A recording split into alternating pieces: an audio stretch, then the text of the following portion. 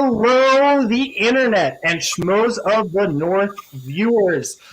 We are back with the second episode of the Canadian Comic Book Corner. I'm Dave, and I am here with my good man, Soda. Soda, how you doing? I'm doing good, just surviving like everybody else out here. Yeah, and I can't think of a better way of surviving than by coming here to talk about, after over a year of no new Marvel Cinematic movies, we get the trailer for Shang-Chi, Master of Kung Fu. So what are we talking about? Spider-Man Life Story. Yes, because nothing else better than to celebrate Shang-Chi than Spider-Man. Exactly. They both wear red. So obviously, that's what we're going to talk about. So, like I said, we are going to be here for just a little bit talking about the 6-issue run of Spider-Man Life Story, which tells the story of Peter Parker getting bit in 1966. Every issue takes place in a different decade, and it's Peter Parker's adventures in real time. He ages, everyone ages. It's crazy stuff. Yeah, and a lot of the familiar events that we are familiar with, things like the Clone Wars and Kraven's Last Hunt and stuff like that, they're all represented in this story, but in totally different and unique ways, and the twists and turns, it got me hooked. Dave recommended this to me last year, and it instantly became one of my top 2 favorite Spider-Man comics of all time. It's really a high content. There it is, and what a beautiful cover that is. And before we get into like the story itself, I want to say that I really liked the aesthetic of the. I don't want to say art style because it is kind of shifting and fluctuating a little bit, but I really liked the look of this book and how it really captured the essence of each era that Spider-Man found us in. Yeah, totally. And everything just it seemed to fit seamlessly. Like as he kept going, just seeing Spider-Man as an old man and stuff, it wasn't jarring at all. It was actually really refreshing to see him live like an actual human being with superpowers. It was, because for the most part, people find Spider-Man as 16 to 18 years old. He's doing high school. For me, Spider-Man's always been like 24. I think that just comes from the 90s cartoon, where it's like he's already an adult and doing shit, which is probably why I don't have a problem when like Andrew Garfield or Tobey Maguire plays him. It's like, they look too old. And it's like, I don't care about that, because I like them, because Peter Parker to me has always been in his mid-20s. But this really was an interesting take, and the idea of showing things like the Clone Saga, like you said, and the Venom storyline and Kraven's Last Hunt, but having those happen in chronologically when they would have happened to Peter in our timeline. So, for example, the Venom storyline happens in the late 80s and early 90s. Mm-hmm. Miles Morales is not introduced till the very last issue, because that's when he came into relevant, or when it came into existence in the comics. Yeah, and I like what happens with his character as well. Again, didn't see any of that coming. It's just fun to see this different take. Like, I've always been a fan of Elseworld type stories and stuff that are very unconventional, and this just knocked me on my ass. I couldn't put it down. Yeah, so did you have a favorite decade? As I said, it goes from 1966 to 2019. Yes. Did you have a favorite decade? Yes, it was actually the 1970s decade, the second issue. Oh, yes. That one is for how it ends. Remind me, and the folks at home. That's the Clone Saga one. Right. That was really interesting, because that's something I wanted to talk about a little bit later. But I think it's very brave in the things it tackles, because this was such a short issue, or a limited run, only being 6 issues. I think it would have been very easy to say, okay, people didn't love the Clone Saga, so we're just not going to do that. He can fight the Sandman in the 70s. But the fact that they're like, no, the Clone Saga is happening now, and he has been Spider-Man now for 13 years. So how does he deal with that? Is such a great twist, as opposed to the Marvel sliding timeline where everything happened 2 months ago. Yeah, and throughout this whole story, like Gwen Stacy is alive at this point. They never actually do the death of Gwen Stacy as we actually know it, and the way she dies in this, she's part of the Clone Saga. It turns out, what's the doctor's name again? Warren. It's Dr. Warren, I know, but I don't know his last name. He's the one who does all the cloning and stuff like that, and he's cloned Spider-Man, and he's cloned Gwen, it turns out, because Peter and Gwen are together at this point. And the way they reveal, like, the whole way everything kind of collapses at the end, and the Black Goblin just kills the clones, it's revealed that the one that survived is a clone of Gwen Stacy. The real Gwen Stacy passed away in the building.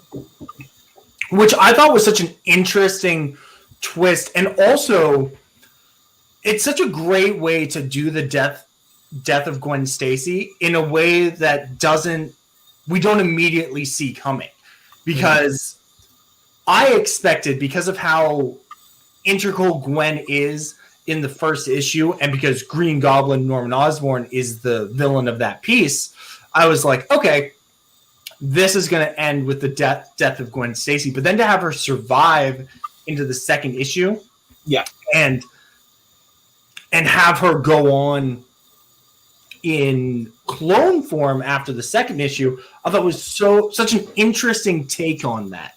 Yes, and then it does come back later on in the Clone Saga, where it's actually revealed that it's the opposite way around. The one that married the clone Gwen Stacy is the actual Spider-Man, if I'm not mistaken. No. So they do the thing that they did in the comics, which I really liked, where they double fake you, and it's like, oh, it turned out Ben Reilly was really Peter Parker the whole time. But then Peter's like, I've been doing this for 40 years. I know you're full of shit. I'm the real Peter Parker. I did my own tests. Right, yes. But that's such an interesting thing, because we get to see Peter at different phases in his life. I think the overall story of this is, maybe not story, but like the theme is, being Spider-Man was not good for Peter Parker. No, because it's in the 1980s that he becomes like a rich tech person, or is that the 90s? That's that is the 80s, because in the 70s he stops working with Reed Richards, and then the 80s he's getting bought out by Stark. Yes, and he's like self-destructive, and I really thought that was an interesting thing that we get to see all those different aspects, and none of it feels forced and not organic. Like, it feels like this is a natural progression, because this is not 616 Spider-Man. It's not Tobey Maguire Spider-Man. No. This is definitively a Spider-Man in this world, but just everything that happens to Spider-Man, he just destroys the people around him, because you see Mary Jane at a point being like, why are you holding on to Aunt May? Like, we need to put her in a home after she doesn't kidnap the babies, but, wanders off with them as a woman in her, she's got to be like 90 at that point, does. And Peter won't let her because of all his baggage throughout everything. And the idea that halfway through the story, Mary Jane divorces Spider-Man and takes his 2 kids away is just such a powerful moment that I found. Yeah, I agree with you, and that's how issue number 3 ends. What about you? What was your favorite decade? My favorite was actually, it was the 2000s. So that's the last one, right? No, that's the fifth one. Yeah, that's when, during Civil War times. Right. It's the 5th issue.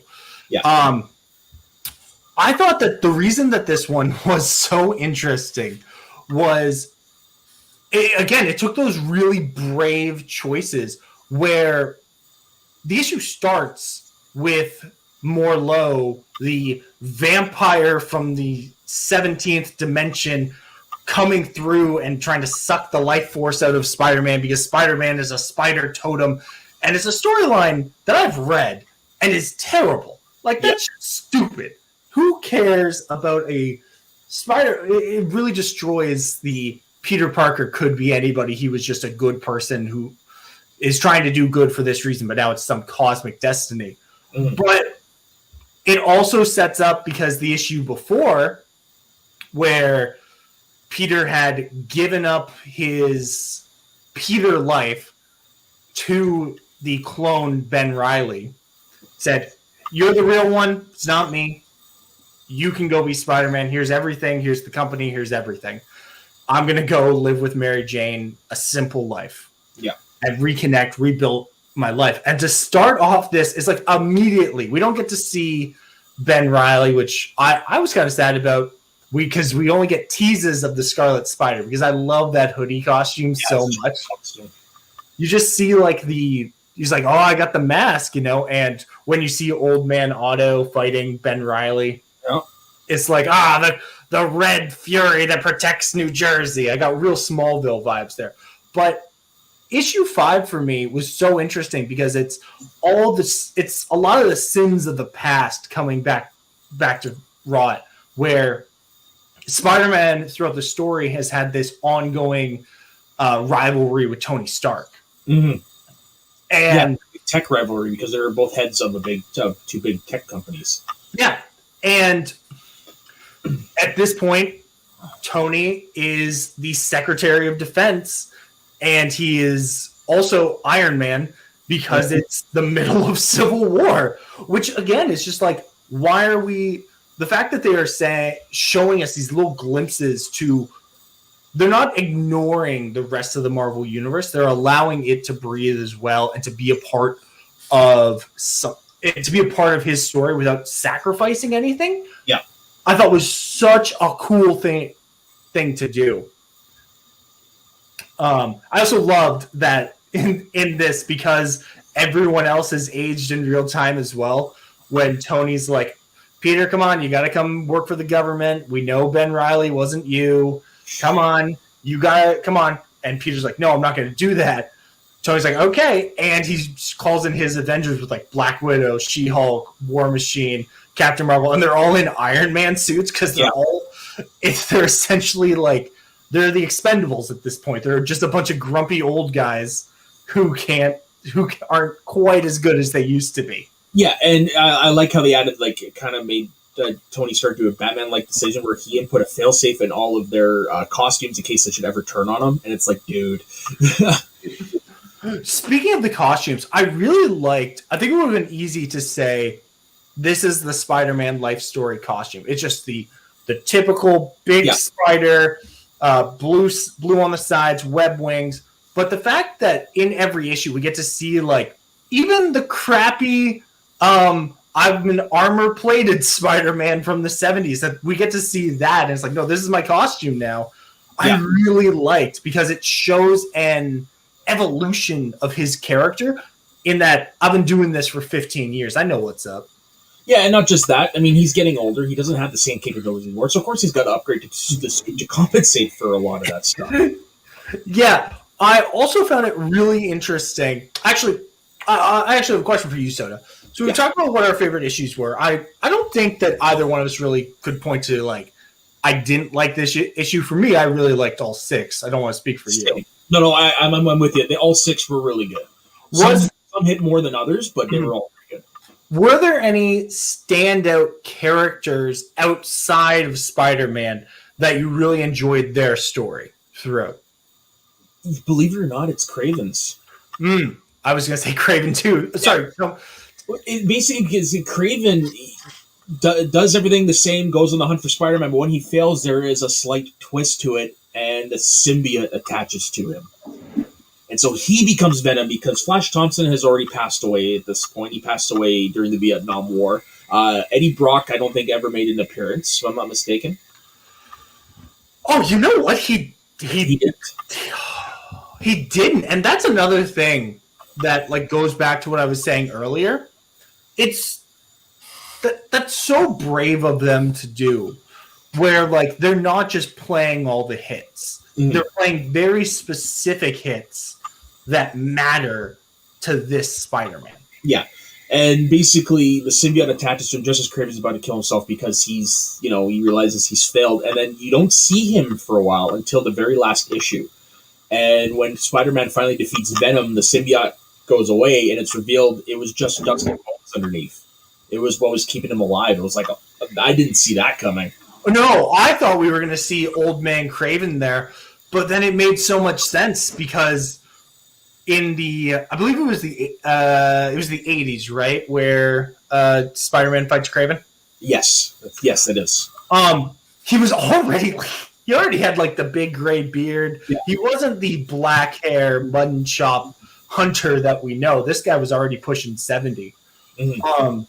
Kraven, you're so right. I loved that. Kraven is one of those characters that I'm just shocked has not been in a movie yet.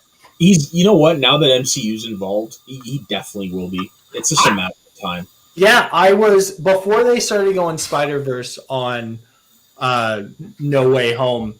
I was like, all right, we're getting Kraven's Last Hunt leading into a Sinister Six movie. Let's go. But now we got Alfred Molina back, so that's cool. Yeah, which is going to be awesome. And also, what happened with Miles Morales, the twist there, they take the Otto Octavius as Spider-Man twist, but they put it where he took over Miles Morales' brain. And that's Doc Ock was another one that I wanted to talk about. Yes. Because it's such a swerve to you in the second issue where, Doc Ock is just here. Doc Ock is here and he's having tea and he's working. He's a good guy now. But Peter remarks about his past as a villain.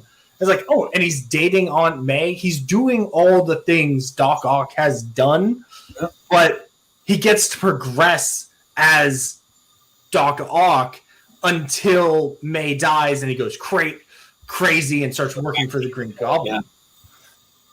And I thought, as I was reading it, I thought that we weren't going to see Doc Ock again after the botched Ben Reilly, Peter Parker cloning thing happened. I was like, not going to see these boys again. Not going to see Doc Ock again, which is a shame, but I get it. Yeah. And then I also had the same thought, which was everyone's aging in real time. Doc Ock probably died of old age. And we probably just will not see Spider-Man, the Superior Spider-Man story, which I personally really enjoy the Doc Ock as Spider-Man storyline. I have to admit, I never actually read it. I am familiar with it, but it's one of those blind spots for me. Dude, treat yourself. Damn right.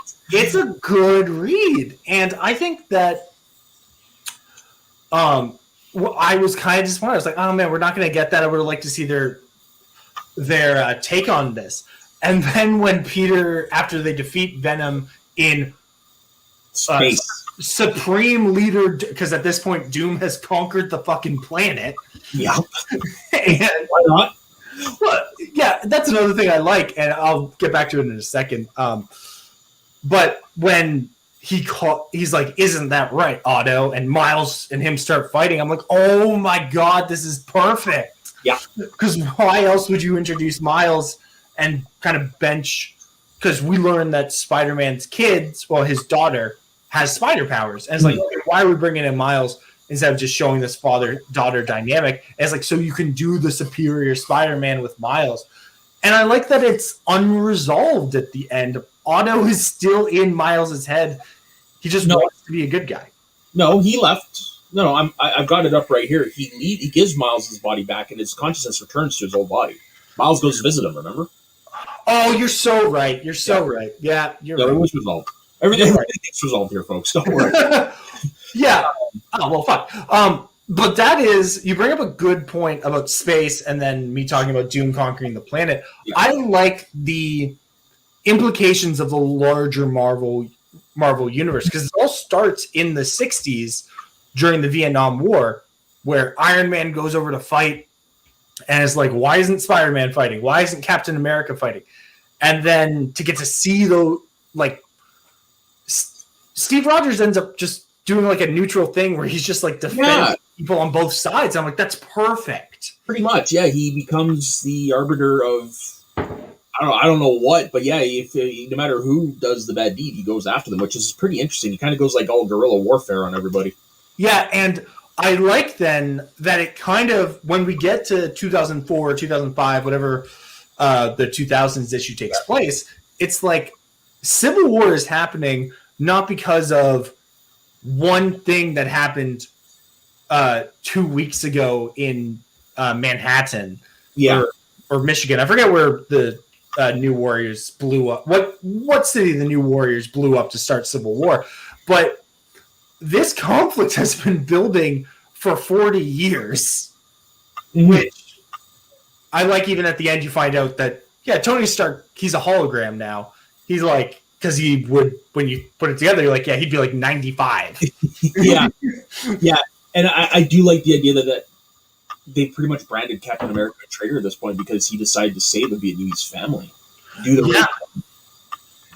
And then I like, though, that the issues don't just say that is the right decision. They go out of their way to have throughout the story, Reed Richards and Peter Parker are working together, and Peter is very much a lot of the time conflicted, and he's like, why is Captain America doing this? Shouldn't he be fighting for America?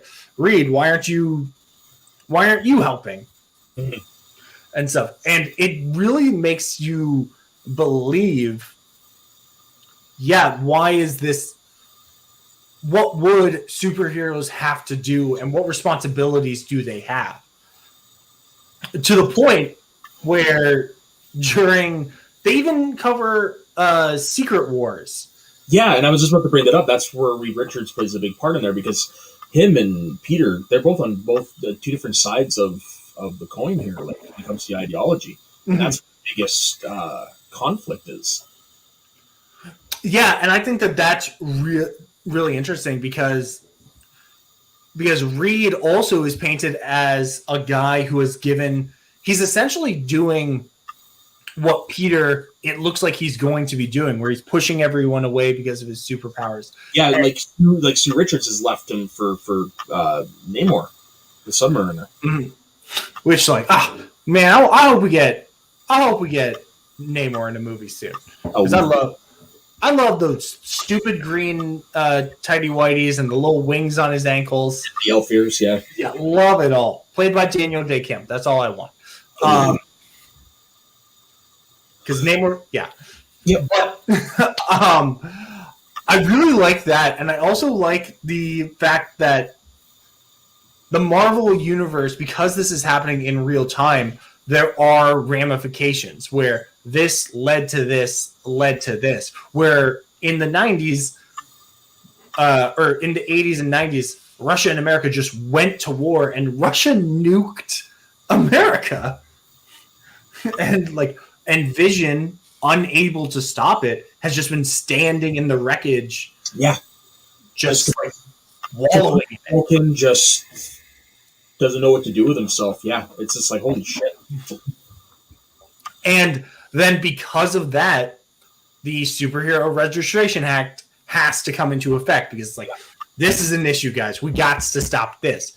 And because of that, with all the superheroes fighting each other, Doom's like, I'm taking over the motherfucking planet, guys. What's up? And all of this happens off screen, but it is told to us in such a concise and really interesting way that I just thought it was a fantastic read front to back. Yeah.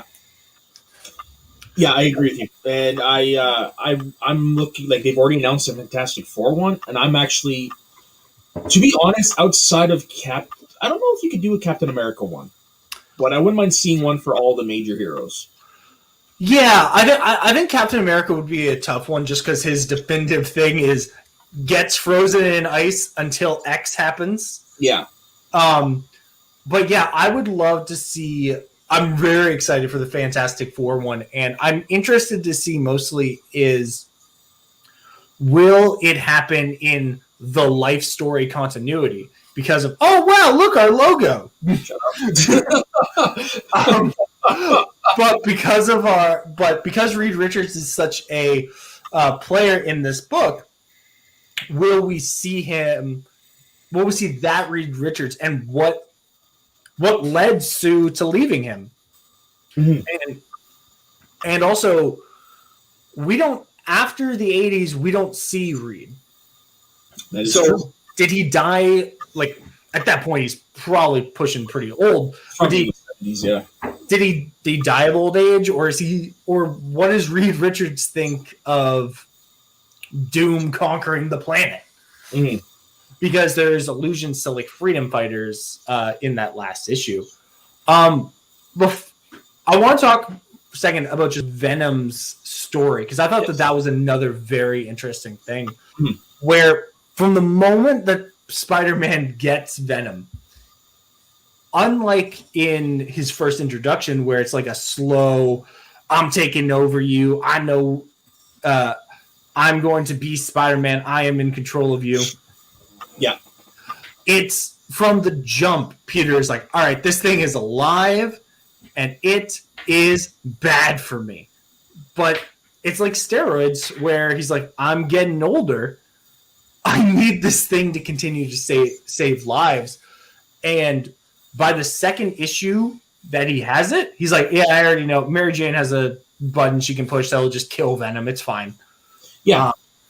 And also, it does lead, like, everything that happens with Venom, with Kraven and Venom, really, is what leads Mary Jane to leave him, because it turns out it's too fucking much in the family. Exactly. But then, like, we get the powerful image of Kraven. He's so proud that he pushed Spider-Man to try and kill him that he's like, I can do it now. I can go into the distance. And he tries to kill himself before Venom's like, no, I need a host now. Yeah. And then Venom's final act being, even for just a moment, saving Peter with that big Venom thing. And you see the spider symbol up there showing that at the end of the day, the symbiote was a hero. I thought it was it's a good character development. We get to see that every single everything that's in this story happened for a reason, and it was just an interesting take on the experiences of those characters in real time. Yeah, and like I said, the big thing, or like I said earlier, the big thing for me from the Venom storyline was the revelation that basically there was nothing left of Kraven in there. So it's just like, how the heck does that work? Yeah, when you got to imagine that it was just like in his synapses and being like firing off, which it's crazy. And I know we only got a little bit more time, but the ending with Doc Ock fighting inside Peter's brain, and the fact that it's not Peter that defeats Doc Ock, it's the memory of Aunt May and the love that Otto had for her, is just so like it's the perfect way to deal with that punch up between astral projections of old men in young bodies. Yeah, and that is something that is also a mainstream continuity, isn't it? The Doc Ock Aunt May relationship. Yeah, that happens all the time, off and on. Like, they've gotten married in the past. The Vulture accidentally killed her boyfriend, and then Doc Ock killed the Vulture at one point so that he could be with Aunt May. It's a whole thing. But that's another thing where you get to see the tragedy that is Aunt May aging in real time, because as we're looking at Spider-Man saying, oh man, he's getting old, all the people around him also are, and nowhere is that more apparent than Aunt May. Yeah. And we've dealt with the death of Aunt May in other iterations like the PS4 game, spoilers, and other mediums, but never to old age. And I thought this was a very great way of putting it. Mm-hmm. Yeah, the way they handled all of the characters that we know and we love, they did them justice. That's sure. And I think it was also so brave in the things that it didn't show us. Because at no point in this story, aside from Otto's astral projections, do we get a Sinister Six. That's true. We don't get that much. We get the characters all at different points in history, but yeah. Yeah, but it would be like it would have been so easy to say instead of him fighting Morleau at the beginning of the 2000s, like, oh, he's got to fight the Sinister Six now. But they hold back on it, and that makes it all the more powerful when they're fighting inside Peter's mind. Yeah, and I do want to touch back on Flash Thompson a little bit, because he only appears in the one issue. He is a big character normally in Spider-Man's life, but they have him going off to war basically so he can be like Spider-Man, and unfortunately he passes away, which is like, okay, I like how they added that in, because then Spider-Man feels a little bit guilty for Flash's death, and yeah, because they were, bully, I don't know what it is, bully, and they were able to kind of patch things up a little bit before he left, but then to have that weigh on Peter's consciousness for a while as well was also a pretty good thing that I enjoyed. Yeah, and I think that really, again, shows to the subversion of expectations that we thought we'd see, because when he's getting shipped off to, when he is saying, I'm going to go to Vietnam because that's what Spider-Man would do, I'm like, okay, so he's gonna lose his legs, and then that's how we're gonna get to see Agent Venom in the 2005 in the 2000s. But the fact that they come to him and he's dead in the ground at the beginning of issue 2 is just so fantastic. It's powerful, and it immediately sets you up for what this story is not going to go where you think it is. We're not just playing the hits. Yeah, basically this was the first of the twists and the turns, and it just kept them coming. And yeah, it honestly didn't let up for 6 issues. There were, like we said earlier, there wasn't an issue that was lesser than the others. It doesn't lag. It's pretty consistent. Even from the very first issue where Peter and Norman are having a drink at a bar, and Norman's like, hey, look over there. They see the pumpkin bomb. It's like, I've hidden 10 of those around the bar. Meet me in the alley, or everyone will die. I know you and me will be fine, but everyone else dies. And to start the thing saying, all right, we never see the spider bite, which I'm like, that's fantastic. We don't need to see that much of an origin story. But to start it with, Norman already knows who Peter Parker is. Mm-hmm. And to just start it off there is such a powerful choice, because I think when you say the Flash Thompson was the first twist, I actually think it was the fact that Norman Osborn gets imprisoned and has amnesia right from the jump, like in the very first issue. They have that fight. That's something that we've already seen, though. No, I think so, but when I hand you Spider-Man Life Story issue 1, and I say there's 6 issues in real time, I think all of us are thinking, this is going to be a Green Goblin, Norman Osborn to Harry Osborn story, because like that's just the easy thing to do. And the fact that after the second issue, we really don't get Goblin stuff. We get Harry in issue 4, but that's it. Mm-hmm. And I think that was kind of the first big twist. And it's just a steady escalation that I really liked. Yeah, this escalation part. It was refreshing to not see all the main villains all in one time period. Yeah, and I also liked that they showed up in moments that were relevant to the story. Like Kraven showing up to challenge Spider-Man in that moment where Spider-Man's like, I'm getting too old for this shit. And Kraven's like, you got to do it. You got to be better. I will hunt you and I will kill you, or you will be better, is so perfect. And then that leading to Mary Jane and leaving with the kids. And then we don't see the kids until they're like 10 years old. So they're teenagers, and it's revealed that they're living in a heavily secluded area in, I believe, Oregon, right in the middle of nowhere where nobody can get them. And yeah. Oh, all right, Soda. I had a great time talking about Spider-Man life story with you. Is there anything else you get to me? That was a good one. No problem. Is there anything else you want to bring up about the story before we sign off? Because I know you are a busy man. No, actually, there isn't really much else I'd like to say other than, folks, go read it. It's worth the read. It's only 6 issues, so it's a quick, breezy read, but you will get a lot of enjoyment out of it. Yeah, that you will. And I have not recommended it to someone that has not enjoyed it. That is the guarantee. Also, I'm sorry if we spoiled Spider-Man life story for you. Still go read it though. Go read it. Yeah, no, definitely go read it because it's interesting seeing Peter Parker go through the journey like this as he conquers things that we, as normal human beings, deal with, like old age and loss and consequences of your decisions and stuff like that. It's a nice, refreshing take on all that. And remembering that,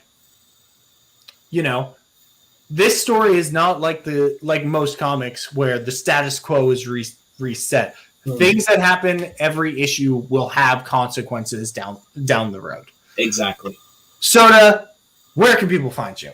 You could find me on Instagram and Twitter at soda_the_saxman. You can find me all over the place on the Schmoes of the North channel here. And you can also find me several days a week on my other channel, Media Sweaties Network, where I'm on several shows over there. Yeah, and you can find me at Leaves Me Alone on Twitter. But don't do that. Go subscribe to Schmoes of the North. Follow us on Northern Schmoes on Twitter. Come join our Facebook page. And if you really need to follow me on Instagram at Baby James Lees. It's a good follow. That one's a fun one.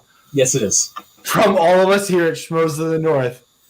Have a good day and go read a comic. Yes, sir.